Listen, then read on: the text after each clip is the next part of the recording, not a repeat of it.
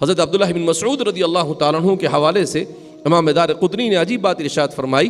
تو عبداللہ بن مسعود رضی اللہ تعالیٰ عنہ فرماتے ہیں کہ اللہ رب العزت نے قرآن کریم کا حفظ ہمارے لیے مشکل کیا، مگر اس پر عمل کرنے کی توفیق ہمیں عطا فرمائی اور اس پر عمل ہمارے لیے آسان کر دیا. مگر امت کا ایک طبقہ ایسا آئے گا جس کے لیے قرآن کا حفظ آسان ہوگا مگر قرآن پر عمل کرنا مشکل ہو جائے گا. آج ہم اپنے معاشرے کا جائزہ لیں، بہت حافظ ہیں ہمارے معاشرے میں مگر قرآن کو سمجھنے والا کوئی نہیں.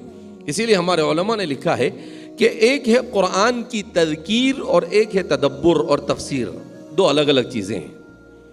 قرآن کریم نے اپنے بارے میں دعویٰ کیا ہے وَلَقَدْ يَسَّرْنَا الْقُرْآنَ لِلذِّكْرِ فَهَلْ مِن مُدَّكِرٍ، کہ ہم نے قرآن کریم کو نصیحت کے لیے آسان کیا ہے کوئی جو اس سے نصیحت حاصل کرے. تو کہا اس کو تذکیر کہا جاتا ہے. اور ایک ہے تدبر اور تفسیر. دونوں میں فرق یہ ہے کہ تذکیر کے لیے یعنی صرف اپنے عمل کرنے کے سمجھنے کے لیے آپ کو 14 اور 15 اور 20 علوم میں مہارت حاصل کرنا ضروری نہیں ہے، بلکہ آپ قرآن کریم کی آیات محکمات کو آسانی سے سمجھ لے وے. جیسا کہ ابھی بتایا گیا کہ 115 الفاظ ہے، 15-16 الفاظ ہے، اس کو سمجھنے سے آپ 62% قرآن کو سمجھ سکتے ہیں.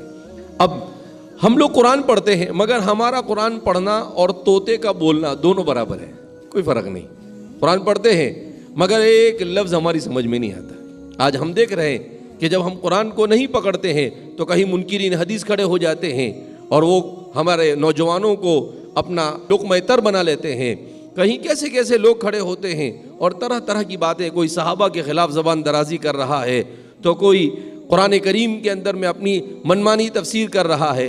اور تو یہ ساری چیزیں اس لیے کہ امت کا ایک بڑا طبقہ قرآن کریم سے کیا ہو چکا ہے، دور ہو چکا ہے.